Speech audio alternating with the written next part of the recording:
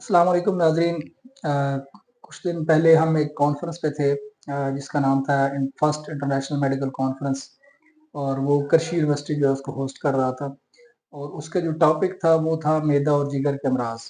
और उसमें मुख्तलिफ पूरे पाकिस्तान से और बल्कि कुछ जापान से भी स्पीकर आए हुए थे और वो उसकी डिस्कशन ये हो रही थी कि मैदे और जिगर की क्या बीमारियां होती हैं और उसको नेचुरल मेडिसिन के थ्रू, हर्बल मेडिसिन के थ्रू, तिब्ब नबवी के थ्रू, यूनानी मेडिसिन के थ्रू कैसे ठीक किया जा सकता है और सिंथेटिक मेडिसिन से कैसे बचा जा सकता है। तो उसमें मेरे साथ डॉक्टर शफ़क़त साहब मौजूद थे, हम दोनों उसमें एज़ अ स्पीकर इनवाइटेड थे और हमने सारे स्पीकर्स की प्रेज़ेंटेशंस भी सुनी। तो आज हम उसके ऊपर डिस्कशन कर रहे थे, तो हमने कहा कि इसको रिकॉर्ड कर लिया जाए और ऑडियंस को भी बता दिया जाए, ताकि हमारे पास बहुत सारे केसेज़ ऐसे रिपोर्ट होते हैं जिनके मैदे के मसाइल होते हैं। खाया पिया नहीं जा रहा होता सही, फिर अगर खाना भूख भी नहीं लगती, भूख लगती है तो फिर सीने में जलन शुरू हो जाती है, पेट में गैस बन जाती है, कब्ज़ के मसाइल होते हैं, उल्टियों के मसाइल होते हैं, जी मचलाता है, कुछ खाने को दिल नहीं करता, खा लेते हैं तो बहुत तंग रहते हैं, तबीयत अवज़ार रहती है, खट्टी डिकारें आती रहती हैं, सीने में जलन होती हैं। तो ये इतने सारे मसाइल होते हैं कि वो लोग बहुत तंग होते होते हैं और फिर अगर कोई मेडिसिन यूज़ कर भी रहे होते हैं तो वो वक़्ती फ़ायदा होता है, फिर वहीं खड़े होते हैं। तो आज हम इसके ऊपर ज़रा तफ़सीली गुफ्तगू करेंगे कि ये ऐसे मसले क्यों होते हैं और आजकल ये मसले कॉमन क्यों हो रहे हैं। तो उसको हम घरेलू इलाज से और नेचुरल से और कौन से परहेज़ से और कौन सी दवाइयों से हम इसको और नेचुरल मेडिसिन से कैसे बेहतर कर सकते हैं। तो बिला तख़ीर मैं डॉक्टर साहब से गुज़ारिश करूँगा कि डॉक्टर साहब ये बताएँ कि ये मसाइल आजकल आ क्यों रहे हैं? वजह क्या हो रही है इसकी? डॉक्टर साहब इसके पीछे 2 मसाइल हैं। सबसे पहला जो मसला है इसमें 2 ऑर्गन आते हैं हमारे जिस्म के, एक तो लिवर है, जिगर हो गया, दूसरा हमारा मैदा हो गया। ये दोनों एक साथ ही इनका प्रॉब्लम होगा तो ये जो आपने जितनी मसाइल आपने बताए हैं, इन दोनों के मसाइल की वजह से ये मामलात आते हैं। आप कह जिगर सकते हैं कि इन दोनों का आपस में इंटरलिंक है और हाँ जी, बहुत ज़रूरी लिंक है। हाँ जी।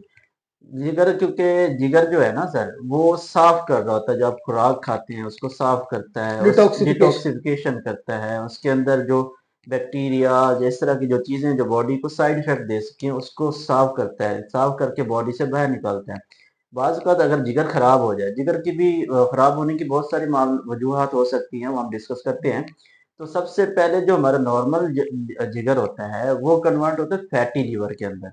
फैटी मतलब मोटा हो गया, उसके ऊपर चर्बी चढ़ गई, ठीक है? या उससे बाहर भी उसके ऊपर चर्बी आ गई। तो ये पहले फैटी लिवर में कन्वर्ट होता है। नहीं डॉक्टर साहब हम ना बिल्कुल इसको ना ऑडियंस के लिए सिंपल करते हैं हुँ, कि जिगर के अंदर क्या हो रहा था वो बाद में बात करते हैं। मसला शुरू कहाँ से होगा? सबसे पहले जब आप में हमारा फैटी लिवर होना शुरू होगा हुँ। या कोई गैस्ट्राइटिस होगा, इन्फ्लेमेशन होगी, तो उसमें सबसे पहले क्या होगा? मसला मरीज को क्या अलामत महसूस होगी वो? सबसे पहले जो मामला शुरू होते हैं, वो हमारी सिलेक्शन होती है डॉक्टर साहब। हम चीज़ ले क्या रहे हैं? ठीक है। वो हमारी बॉडी के लिए सूटेबल है या नहीं है? हमारी बॉडी को अच्छा लगेगा या नहीं लगेगा? हमारी बॉडी उसको एक्सेप्ट करेगी या नहीं करेगी? पहले तो चीज़ वो होगी। जब वो अगर सूटेबल है तो साहब ज़ाहिर हमारी बॉडी ठीक होगी, हमारा जिगर भी ठीक है, हमारा मैदा भी ठीक है। अगर ये ठीक नहीं होगा, ना जिगर ठीक होगा, ना मैदा ठीक होगा। नहीं मतलब अगर हम उसकी अलामात से स्टार्ट करें तो मेरा ख्याल है कि जब जिगर काम करना छोड़ेगा, ये एंजाइम कम करेगा, हुँ। ये इस तरह का मसला बनेगा तो सबसे पहले मरीज की जो भूख है वो अपनी असल पोजीशन से कम होना शुरू हो हाँ जी, जाएगी। अलामात हैं ये उसकी कुछ। अलामात में सबसे पहले ये कि उसकी भूख कम होना है, वो भूख खत्म खाएगा है। रूटीन में खाएगा, हुँ, लेकिन जैसे शिद्दत से भूख लगती है और दिल कर रहा होता है खाने को, हुँ। उस तरह से भूख की कमी होगी और उसको जी, ये फिक्र हो बिल्कुल लाहक हो जानी ऐसा। चाहिए कि मुझे अपने जिगर का टेस्ट करवाना चाहिए। ऐसा होता है कि बाज़-औक़ात ऐसा भी होता है खाने को देखते ही भूख खत्म हो जाती है। पहले हाँ। भूख बहुत ज़्यादा होती है, हम्म। फिर खाने को देखते ही भूख खत्म हो जाती है। फिर खाना खाएगा तो उसको पेट के अंदर दर्द भी शुरू हो जाता है बाज़-औक़ात। हाँ जी। कुछ ऐसे भी पेशेंट आपको मिलेंगे जो खाना खाने के बाद उनको मोशन भी शुरू हो जाती हैं। कुछ ऐसे होते हैं जिनको चक्कर आना भी शुरू हो जाते हैं, कुछ ऐसे होते हैं जिनको जलन भी शुरू हो जाती है। ये हम्म। कुछ उसकी अलामात हैं। और कुछ मतलब ऐसे मरीज होते हैं जो कहते हैं कि खाना खाने के बाद खाना वापस आता रहता है, हाँ जी, वो हजम होने की बजाय खाना जो है वो गले को आता है, ऐसी बात खाना वापस खुराक वाली नाली में आ रहा होता है। तो मतलब ये जो इस तरह की अलामात होती हैं उसमें हमारे मरीजों के लिए ये हिदायत है हुँ, कि आप फौरी तौर पे अपने मैदे और जिगर का चेकअप लाजमी करवाएं। हुँ, फिर हमारा अक्सर एक बहुत बड़ा इशू है, वो हाँ, ये है कि हमारा जो मरीज होता है जब इस तरह का उसको कोई मैदे और जिगर का मसला बनता है ना, तो वो सबसे पहले क्या करता है कि वो बाजार से अपनी मर्जी के मुताबिक या हाँ जी, अखबारी इश्तिहारात देख के वो उसकी कोई गोलियाँ और सिरप और चीज़ें और कैप्सूल वो स्टोर पे जाके क्या कहता है कि डॉक्टर साहब मैदे वाला कैप्सूल मैदे दें। के कैप्सूल दे दें और हाँ, मैदे के कैप्सूल खा के ना उसने और मामला खराब करने होते हैं। जब वो बिल्कुल खराब हो जाता है फिर हमारे पास आता है। आते हैं। तो और इसमें ना एक चीज़ मैं और अपनी ऑडियंस से क्लियर करना चाहूँगा कि मैदे की 2 तरह की, अगर हम बिल्कुल देसी ज़बान में हम उससे बात करें, तो मैदे में या तो बहुत ज़्यादा हीट होती है हुँ, या बहुत ज़्यादा कोल्डनेस होती है। ऐसे हैं। ये दोनों अलग-अलग मसाइल हैं डॉक्टर साहब और इनका ना आपकी बात यहाँ पे काट रहा हूँ मैं। एक यहाँ पे एक मिथ भी है या आपके इसको ज़रा क्लियर कर देंगे, गर्मी की बात की है आपने जिस तरह से। ये हमारे यहाँ एक कांसेप्ट पाया जाता है कि मैदे की गर्मी हो रही है, जिगर की गर्मी हो रही है, तो इसके बारे में भी थोड़ा-सा बता दें अगर। जी, जी, मैं उसी की तरफ आ रहा हूँ ना, कि मैदे की गर्मी क्या होती है और मैदे की सर्दी क्या होती है।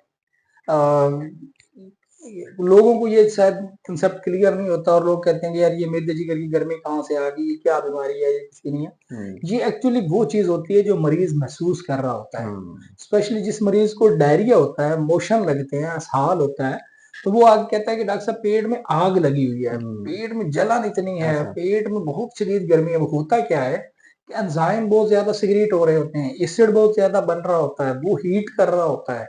अब ऐसी कंडीशन में ट्रीटमेंट जो हम देंगे वो और होगी। हुँ, जो हमारी कोल्डनेस है उसका मतलब ये है कि भूख कम लगना, पेट भारी हो जाना, उसको हम हीट देंगे तो वो ठीक हो जाएगा। हुँ, जो हीट वाला पेशेंट है उसको हम ठंडी चीज़ें देंगे तो वो ठीक होगा।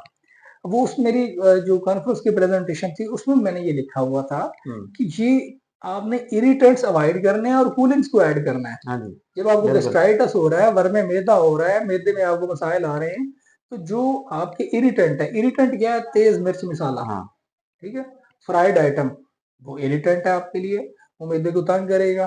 तो ऐसी चीज़ें आपने अवॉइड करके और ये कोल्ड ड्रिंक्स तेज़ाबियत है, इससे तेज़ाब है मोटापा भी पूरा। हो सकता है। हाँ, तो ये 3 चीज़ 4 चीज़ें आपने अवॉइड करनी है, तो कूलिंग क्या डालनी है आपने? मैदे को ठंडा कैसे करना है? खीरे से, हुँ, पुदीने से, हुँ, ककड़ी से हुँ, और सैलेड्स, अगर मूली, शलजम, गाजर का सैलेड है तो बिल्कुल। उससे। ऐसी चीज़ों से, अनारदाने से, अनारदाना अनार से, ठीक है ना? ऐसी चीज़ों से आपने उसको मैदे को ठंडा करना ताकि वो सही वर्किंग में आ जाए। डॉक्टर साहब हमें कोई कहवा भी बता दें इस मामलात के अंदर ना, जी, जी। कहवा बताएँ क्योंकि लास्ट टाइम आपने कहवे का भी ज़िक्र किया था। तो जी। मैं चाह रहा हूँ कि ऑडियंस को भी पता चल जाए कि क्या इस मामलात में अगर हम ऑफ़िस में बैठे हैं, इस तरह की चीज़ें हम नहीं ले सकते, हुँ, हुँ। तो ऑफ़िस में बैठे हुए क्या चीज़ लें?